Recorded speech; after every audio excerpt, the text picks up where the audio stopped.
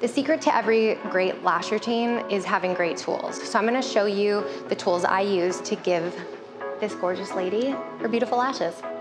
So the first step I like to do when I'm doing the lashes is curl before mascara. This is the ProMaster Eyelash Curler by Tweezerman, and it is made for almond-shaped eyes. The top bar is wider and flatter, best to fit almond-shaped eyes, so it gets every lash in the curl. So I always like to kind of grab the lid a little bit just so that they don't blink right in the middle of me putting it on their lash, and you get all the lashes in, and then just give it like a few couple pumps. And you can always go back if you want a little bit more and give it another squeeze.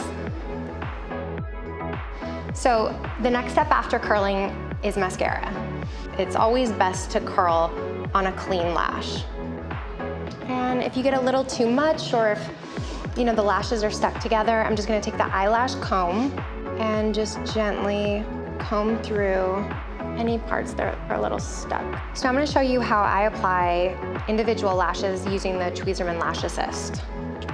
So I just take my lash and then get a little bit of glue. I always let it dry a little bit so it's nice and sticky.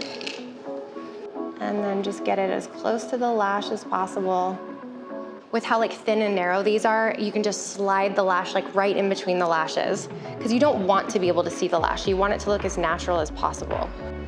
So after I apply a few individuals on the eyes, I like to use the Every Lash Curler just to kind of press the lashes together and give them a little curl at the ends.